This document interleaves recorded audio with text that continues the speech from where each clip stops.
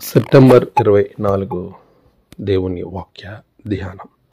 మీరు పూర్వమందు చీకటయ్యుంటిరి, ఇప్పుడైతే ప్రభునందు వెలుగై ఉన్నారు. ఎఫెసీ 5:8. మన ప్రభువైన యేసుక్రీస్తు నామంలో మీ అందరికీ శుభములు తెలియచేస్తూ ఉన్నాను. పిల్లారా, అలా ఉన్నారు? అంత క్షేమమే కదా? దేవుని మహాకృప మనలను సంతోషంగా క్షేమంగా ఉంచుతూ ఉంది.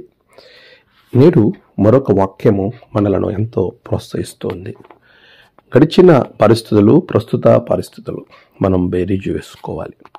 యేసు ప్రభు వారి లోకానికి రాకమునుపు మనము పాపములో చిక్కిన వారముగా, చీకటి సంబంధులుగా మనం ఉన్నాం. అలాంటి పరిస్థితి నుండి దేవాతి దేవుడు మనలను వెలుగు సంబంధులుగా మార్చారు. క్రీస్తును అంగీకరించిన ప్రతి ఒక్కరూ, క్రీస్తుతో కలిసి ప్రయాణం చేయాలి అనేటువంటి ఆలోచన కలిగిన వారందరూ వెలుగు సంబంధులుగా ఉండాలి. ఎఫెసీ 5:1 చెప్తూ ఉన్న మాట అదే.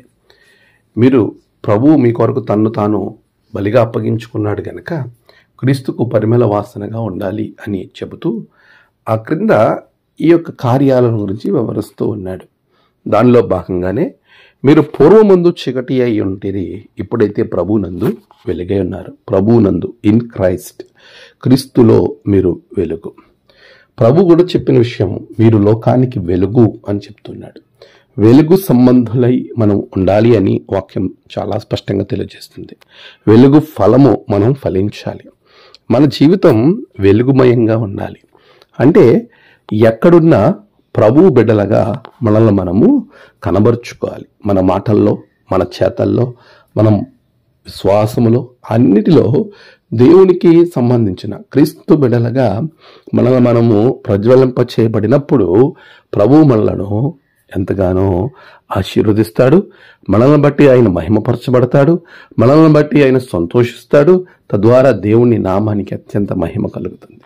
పిల్లరా, మీరు, మనమంతా ఆయన యందు ప్రస్తుతం వెలుగు కనుక మనం వెలుగుగా ఉన్నటువంటి మనము ఎట్టి పరిస్థితుల్లో చీకటికి తావు లేకుండా, చీకటి వారంగా కాక, చీకటి పనులను చేసేవారంగా కాక, చీకటి సంబంధులుగా మనం ఉండక ప్రభు సంబంధులుగా ఉండాలని ఆయన కోరుకుంటున్నాడు. పూర్వమైతే చీకటి, ఇప్పుడైతే క్రీస్తులో వెలుగు. నీ జీవితం వెలుగుగా ఉంచాలని ప్రభు ఎంతగానో ఆశపడి మనల్ని వెలుగు సంబంధులుగా చేశాడు. కానీ నువ్వు ఇంకా చీకటిగా ఉన్నావా? చీకటిలో వెళుతున్నావా? చీకటి కార్యాల వైపు నడుస్తున్నావా? నీవు ప్రశ్నించుకుని వాటి నుండి బయటికి రా. మరొక విషయము మనం ఆలోచన చేస్తే, చీకటి వెలుగు రెండు పాప పరిశుద్ధత వాటికి గుర్తయితే, మరొక ఆలోచన మీతో ఉంచాలని నేను ఇష్టపడుతున్నాను. కష్టము, బాధ, సంతోషము, ఆనందం. ఒకవేళ నీ జీవితం గడిచిన కాలం కష్టముతో, నష్టముతో, ప్రస్తుతం భయంకరమైన ఇబ్బందులుగా, ఆర్థికంగా, చీకటికి సూచన అయిన దుఃఖంతో ఉంటున్నావేమో, ప్రభు అంటున్నాడు, నాలో ఉంటే నీకు వెలుగు, క్రీస్తునందు వెలుగు. మరి క్రీస్తులో ఉంటే నీకు సంతోషం, క్రీస్తులో ఉంటే నీకు ఆనందం. అంటే వెలుగుగా ప్రభు నిన్ను మార్చేస్తాడు. మరి ప్రభు కొరకు జీవించే ప్రతి ఒక్కరిని, ఆయనలో ఉండే ప్రతి ఒక్కరిని ప్రభు వెలుగుగా, సంతోషమయంగా మారుస్తాడు కదా. ఇప్పుడే దేవుని వైపు తిరుగు. ప్రభు నీ కుటుంబాన్ని, నిన్ను ఆశీర్వదించబోతా ఉన్నాడు. ఆమేన్. ప్రార్థన. సర్వోన్నతుడా, గొప్ప దేవా, ఆశ్చర్యకరుడా, నీకు వందనాలు. ఇదిగో నీ ప్రియబిడ్డలను గురించి నేను ప్రార్థిస్తున్నాను. పూర్వం అయితే చీకటి, ఇప్పుడైతే వెలుగు. నైనా అది నీలో, క్రీస్తునందు వెలుగు. నీలో ఉండే బిడ్డలుగా వారిని మార్చండి. వెలుగు సంబంధులుగా ఉంచండి.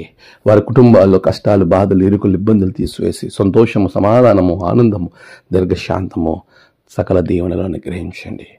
నేడు వారి ప్రయాణాలు, పనులు, తలపెట్టిన కార్యాలలో మీరు తోడే ఉండండి. నేడు జన్మదినము, వాహదినము, ఆయా విశేష దినములు జరుపుకున్న బిడ్డలను బహుగా దీవించండి. తమ ప్రియులను కోల్పోయిన వారి కుటుంబాలలో నెమ్మది, ఆదరణ అనుగ్రహించి నీ రక్షణ ఆనందం బిడ్డలకు దయచేయండి. ప్రభువా, అనారోగ్యంగా ఉన్న వారికి స్వస్థత అనుగ్రహించి మీరే మహిమ పొందమని క్రీస్తు పేరట అడిగి వేడుకొంచున్నాం తండ్రి. ఆమేన్. తండ్రి, కుమార, పరిశుద్ధాత్మ త్రియేక దేవుని దీవెన మీకు తోడుగా ఉండి నడిపించును గాక. ఆమేన్.